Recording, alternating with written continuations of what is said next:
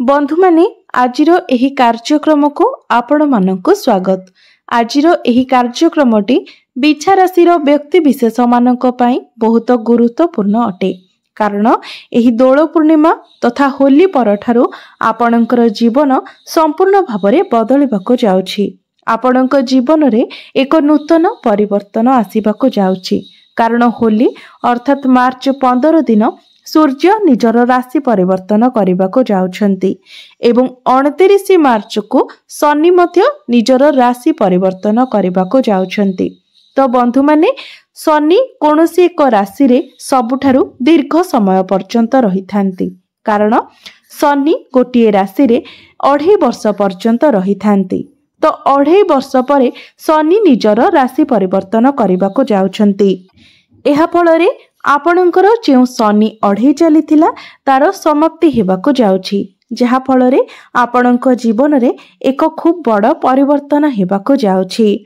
आपणकर स्वास्थ्य, शिक्षा, प्रेम जीवन, वैवाहिक जीवन, भाग्य, कैरियर एवं व्यापार वाणिज्य उपरे एहार बहुत बड़ प्रभाव पड़िबाको जाउछि। तो बंधु माने एही दोल पूर्णिमा परे आपणक जीवन रे केउ सबु परिवर्तन हेबाको जाउछि, केउ सबु बड़ घटना गुड़िक आपणक जीवन रे घटिबाको जाउछि, से विषय रे जानिबा पई आपण माने भिडियोटी को स्किप न करी शेष पर्यंत निश्चय देखंतु। एवं आपणकर जदि बिच्छा राशि होई थाए तेबे भिडियोटी को लाइक करी चैनल टी को सब्सक्राइब करि दियंतु। कमेंट बॉक्स रे भक्ति एवं श्रद्धार सहित जय श्री कृष्ण निश्चय लिखंतु। तो बंधु माने आसंतु आरंभ करिबा आजिर एही कार्यक्रम को, जहाँकि जन्म राशि एवं चंद्र राशि उपरे आधारित अटे। तो राशि चक्रर 12 गोटी राशि मध्यरु अष्टम राशि हेउची बिछा राशि। तो बंधु माने आपणक कुंडलीर चतुर्थ भावरे विराजमान अछंती शनि एवं सूर्य। तेबे 15 मार्च को अर्थात होली दिन सूर्य निजर राशि परिवर्तन करी आपणकर पंचम भाव को चलन करिवे एवं 29 मार्च को शनि मध्य आपणकर पंचम भाव को चलन करिवे। तेबे आपणकर पंचम भावरे विराजमान अछंती राहु, शुक्र एवं बुध। आपणकर सप्तम भावरे विराजमान अछंती देवगुरु बृहस्पति। अष्टम भावरे विराजमान अछंती मंगल एवं आपणकर एकादश भावरे विराजमान अछंती केतु। तो सर्वप्रथमे आसंतु जानि नेबा आपणकर स्वास्थ्य किपरि रहिबो एही दोल पूर्णिमा परे। तेबे आपणकर कुंडलीर प्रथम भावटी होइथाय आपणकर स्वास्थ्यर भाव, आपणक इम्यूनिटी सिस्टम रो भाव एवं आपणकर प्रथम भावर अधिपति हेउछंती मंगल। मंगल आपणकर अष्टम भावरे विराजमान अछंती। तेबे बंधु माने कुंडली रे अष्टम भावटी को शुभ बोली माना जाय न थाए। एहा रोगर स्थान, दुष्ट स्थान होइथाय। तेबे एमिति रे कुंडली रे तृतीय, षष्ठ, अष्टम एवं द्वादश एही चारोटी भाव को शुभ स्थान बोली माना जाय न थाए। तो मंगल जेतेबेले आपणकर राशिर अधिपति होई अष्टम भावरे विराजमान अछंती, तो निश्चित भावरे आपणको आपणक स्वास्थ्यर ध्यान रखिबाको पड़िबो। कारण जेतेबेले राशिर अधिपति षष्ठ, अष्टम एवं द्वादश भावरे गोचर करितांती, तो एहार प्रभाव रे आमर इम्यूनिटी सिस्टम डाउन हो जाय थाए, जहा फଳରେ ऋतु परिवर्तन समय आमर स्वास्थ्य शीघ्र खराब हो जाय थाए। ठंडा, काश, ज्वर एसबू शीघ्र हो जाय थाए। तो एही समय आपणको आपणक स्वास्थ्यर ध्यान रखिबार अछि। एबे आसंतु जानिबा विद्यार्थी मानक पई किपरि रहिबो एही दोल पूर्णिमा परर समय। तेबे कुंडलीर पंचम भावटी होइथाय आपणकर शिक्षार भाव। आपणकर पंचम भावर अधिपति हेउछंती देवगुरु बृहस्पति, जे कि आपणकर सप्तम भावरे विराजमान अछंती एवं आपणकर पंचम भावरे विराजमान अछंती बुध, शुक्र एवं राहु। तो शुक्र जेहेतु आपणकर पंचम भावरे उच्चस्थ अछंती, तो से आपणको पाठ पढ़ारे आग को बढ़ाइबे एवं बुध मध्य जेहेतु पंचम भावरे अछंती, तो पाठ पढ़ारे आपणकर मेंटालिटी स्ट्रांग हेबो। आपण बहुत शार्प माइंड रहिबे एवं पाठ पढ़ारे आपण जहा भाबिबे ताको करबाको मध्य चेष्टा करिबे। मात्र राहु मध्य जेहेतु आपणकर पंचम भाव अछंती तो बिना किछि कारण रे ही से आपणको भयभीत कराइबे। आपणको मन को नाना प्रकारर भय आसीबो। तो आपण जहाँ पढ़ुछंती जो लाइन आपण पाठ पढ़ुछंती ताहा आपणको पई ठीक रहइबो ना नाही ताकू नै कि आपण कंफ्यूज होई जिवे। कारण राहु हेउछंती छाया ग्रह, मुंड विहीन ग्रह, तो से आपणको भ्रमित कराइबे। मात्र शुक्र जेहेतु आपणकर पंचम भाव में उच्चस्थ अछंती तो दोल पूर्णिमा परे जदि आपणकर किछि एग्जाम रहिछि किंबा आपण एडमिशन नेबा पई चाहुछंती तो सेथि पई समय आपणको पई भलो रहिबो। एवं पाठ पढ़ारे आपण जेते पारिबे निजको फोकस करंतु। एणु तेणु कथा प्रति आपण ध्यान दियंतु नाही किंबा मन को कोनोसी प्रकारर खराब चिंताधारा मध्य आनंतु नाही। एबे आसंतु जानिबा आपणकर प्रेम जीवन किपरि रहइबो एही दोल पूर्णिमा परे। तो कुंडलीर पंचम भावटी आपणकर शिक्षार भाव हेबा सहित पंचम भावटी मध्य होइथाय आपणक प्रेम जीवनर भाव। एवं आपणकर पंचम भावर अधिपति गुरु सप्तम स्थान रे विराजमान अछंती एवं आपणकर पंचम भावरे राहु बुध एवं शुक्र विराजमान अछंती। तेबे बंधु माने दोल पूर्णिमा परे आपणकर प्रेम जीवन बहुत भल रहिबो। कारण शुक्र हेउचंती प्रेमर कारक ग्रह एवं शुक्र आपणकर पंचम भावरे उच्चस्थ अछंती। एहा सहित बुध मध्य आपणकर पंचम भावरे अछंती।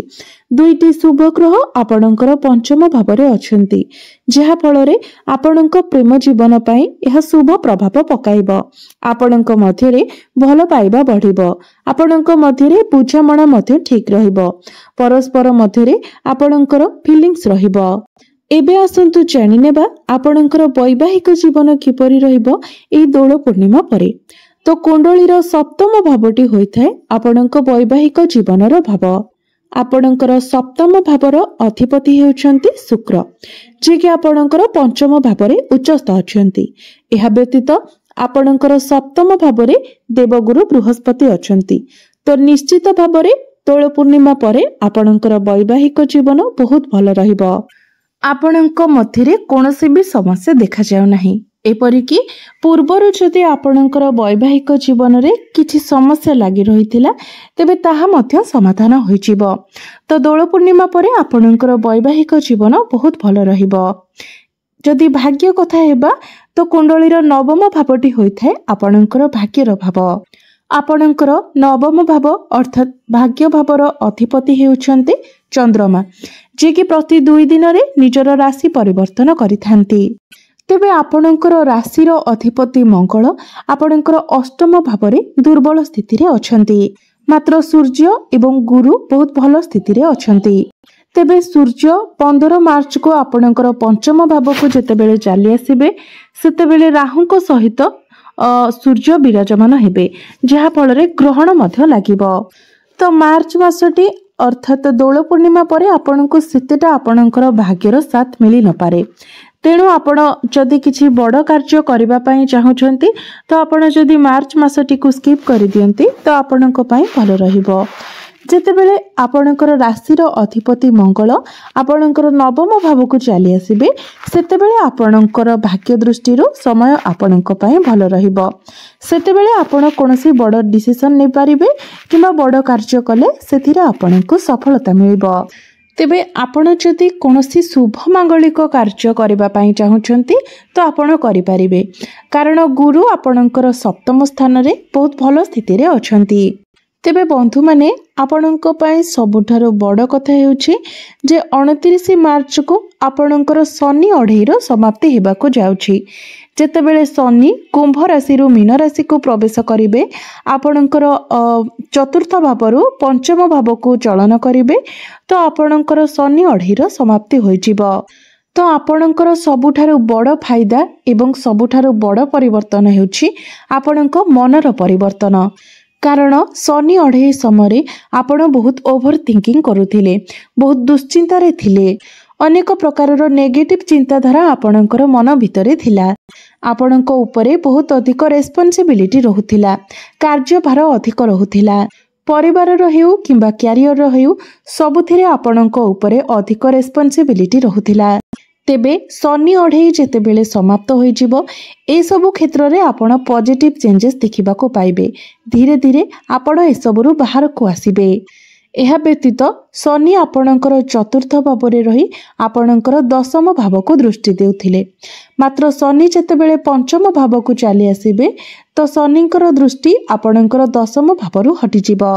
जहा फल रे क्यारियर रे जदि आपणकर कहा सहित बारंबार मतभेद हेउथिला किबा कहा सहित जदि आपणकर युक्ति तर्क हेउथिला सेथिरे मध्य आपण भल परिवर्तन देखिबाकू पाइबे।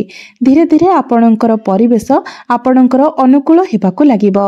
तो जो मानक निकट रे कोनसी चाकरी बाकरी नाही तेबे दोल पूर्णिमा परे आपणकू चाकरी मिलिबार बहुत अधिक संभावना रहुछि। सेथिपाई आपण निजर चेष्टा जारी रखंतु। दोल पूर्णिमा परे क्यारियर रे आपणकर प्रमोशन होई पारे। एहा व्यतीत आपणकर इनकम रे मध्य ग्रोथ आसीबो। किछि ना किछि बेटरमेंट निश्चित भाबरे आपणकर क्यारियर रे हेबो। क्यारियर रे आपणको किछि अचीवमेंट मिली पारे, मान सम्मान मिली पारे। तो दोल पूर्णिमा परे आपणकर क्यारियर बहुत भलो रहिबो। जो माने बिजनेस करूछंती तो सेमानको पाई मध्य दोल पूर्णिमा परर समय बहुत ही भलो रहिबो। आपणकर डेली इनकम बढ़िबो। बिजनेस रे आपण उन्नति करिवे। आपणकर बिजनेस मध्य आगको बढ़िबो।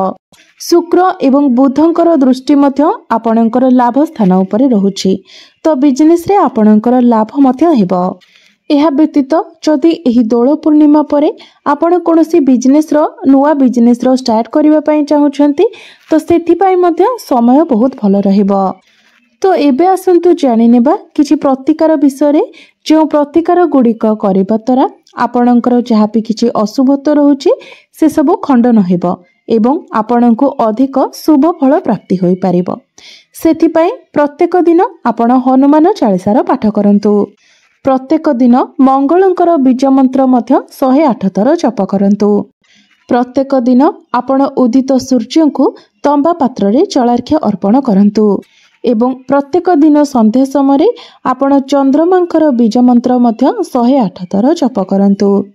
तेबे बंधु माने आपणकर जीवन मंगलमय हेउ एहा ही ईश्वरंक निकटरे मोर प्रार्थना। धन्यवाद।